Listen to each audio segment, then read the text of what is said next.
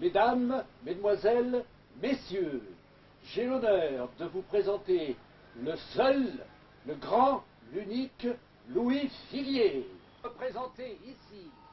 à la force de l'âge et au sommet de sa gloire, bien encadré par l'illustrateur qui a représenté de manière allégorique et un peu hétéroclite les objets d'expérimentation scientifique qui, d'une certaine manière, ont inspiré son œuvre et réalisé sa gloire et sa fortune.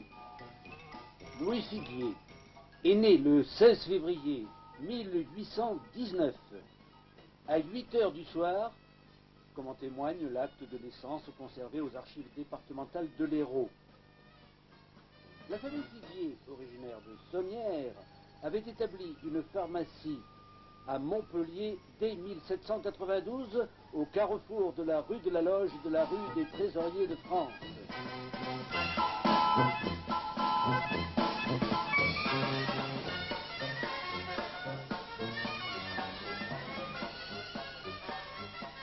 Cette splendide maquette, soigneusement conservée au musée de la pharmacie à Montpellier,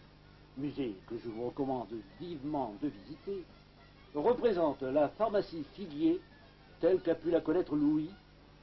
avec ses deux grandes cornues de couleurs qui, grâce à un astucieux jeu de miroir, donnaient un teint olivâtre aux malades entrants, lui rendant de bonnes couleurs lorsqu'il sortait déjà un peu guéri par le service du pharmacien. Cette petite ruse commerciale était un usage au XIXe siècle, le public naïf ignorant tout de la biologie, de la chimie et de la médecine. Ce sont justement des études de médecine que notre Louis Figuier, brillant élève, va mener à bien, couronné par le grade de docteur le 16 janvier 1841. C'est à la Sorbonne, sous la direction de Ballard, qu'il poursuivra des études de chimie. Et on le retrouve chargé de cours à l'école de pharmacie de Montpellier, puis docteur en sciences physiques de la faculté de Toulouse pour 2 thèses. C'est à Paris qu'il obtiendra l'agrégation de l'école supérieure de pharmacie, dont il sera nommé professeur. Tout au long de cette solide formation, il rédige des articles pour les revues et journaux, devient rédacteur scientifique pour la publication La Presse et publie 3 livres. Il commence ainsi sa carrière de vulgarisateur scientifique qui fera, mais nous l'avons déjà dit, sa gloire et sa fortune.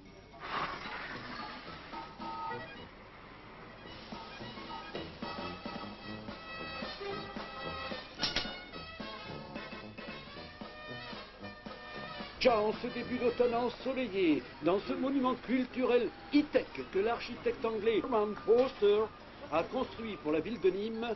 je vois s'agiter fiévreusement tout un peuple de savants et d'éminents bibliothécaires territoriaux, régionaux et nationaux qui rassemblent les livres de Louis Figuier, bien sûr, et toutes sortes d'images, des tableaux, des objets scientifiques, des documents rares et choisis, afin d'en organiser l'exposition qui, à partir du 21 septembre de cette année agitée 1993, régalera vos yeux, enrichira vos connaissances, vous ouvrira les merveilles de la science et de l'industrie et vous fera vivre la savante aventure de la vulgarisation scientifique. Regroupés pour la première fois à Nîmes, vous trouverez ici les exemplaires en parfait état des livres écrits par Louis Figuier, livres conservés soigneusement dans les bibliothèques patrimoniales de Béziers, Lodève, Montpellier, Narbonne, Sète et Nîmes, bien sûr. Et aussi à la bibliothèque interuniversitaire de Montpellier et aux archives municipales de l'Hérault, et aussi par d'éminents collectionneurs privés. Les objets historiques et curieux qu'il est rare de pouvoir approcher et qui sont la parure attractive de l'exposition proviennent des collections du musée du Vieux-Nîmes, musée dont je vous conseille la passionnante visite, ainsi que du musée de la pharmacie à Montpellier, musée que je vous ai précédemment et chaudement recommandé. Toutes les publications de Louis Figuier, qu'elles soient scientifiques pures ou de vulgarisation générale et populaire, ou encore de vulgarisation spécialisée, sont abondamment illustrées de gravures qui nous font faire un merveilleux voyage au siècle dernier et qui nous font rêver aussi d'un monde où les progrès de la science installeront l'homme dans un paradis en harmonie avec la nature. C'est cette foi en la connaissance et au progrès scientifique qui éclaire l'œuvre de Louis Figuier et qu'il a su communiquer à ses nombreux lecteurs, critiques et admirateurs. Édités pour la plupart chez Hachette, ces ouvrages et publications ont connu des tirages et des rééditions nombreux dans une réussite totale et malgré la concurrence dont le génial Jules Verne, édité chez Hetzel, est le plus bel exemple. L'exposition dont nous voyons s'activer le montage consacre une vitrine aux splendides ouvrages de Jules Verne, qui fut le romancier de la science, Louis Figuier en étant le chroniqueur, ce que nous appellerions de nos jours le public relation. Et que l'exposition peut enfin ouvrir ses portes. Il est temps pour moi de faire le plongeon numérique, de me dénumériser ici et de me renumériser là-bas, dans le carré d'art, pour guider votre visite. Que les hommes craintifs et les petits-enfants se rassurent,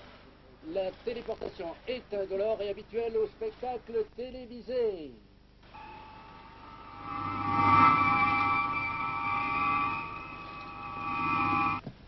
Et nous voilà rendus point moins 2 de carré d'art, où la salle d'exposition, bien rangée, est prête à recevoir les visiteurs qui vont déferler en grand nombre, n'en doutons pas, afin de rendre un hommage décisif au génial inventeur de la vulgarisation scientifique. Le très beau et très utile programme que vous pouvez vous procurer pour la modique somme de 45 francs 1993 vous révélera que s'il ne fut pas historiquement le premier vulgarisateur scientifique, Louis Figuier a volontairement voulu, selon ses propres paroles, instruire les masses et leur fournir la connaissance scientifique. C'est dans la préface des merveilles de la science qu'il annonce: cet ouvrage présentera le tableau à peu près complet des merveilles de la science. Et c'est dans les merveilles de la science qu'il raconte l'audacieuse expérience historique que son compatriote Sébastien Lenormand a réalisée à Montpellier au siècle précédent le sien. Mais grâce aux merveilles du téléspectacle, nous vous transportons à Montpellier, au pied de la tour de la Babotte, où la foule s'est rassemblée en cette période des fêtes de Noël 1783.